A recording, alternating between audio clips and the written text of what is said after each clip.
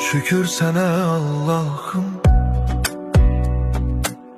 bugünüme sabahıma. Ürəyimdə bir ümid var, sen baxırsan halımıza. Şükür sana Allah'ım, yolumu düz saxla hər an. Qəlbim yorulsa da bəzən sen verirsən mənə güman. Bir addım atıram, yenə sınaq çıxır. Dünya bəzən gülür, bəzən də yandırır.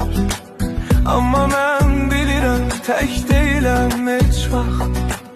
Sənin adın var içimdə, mənə yetər bu haqq.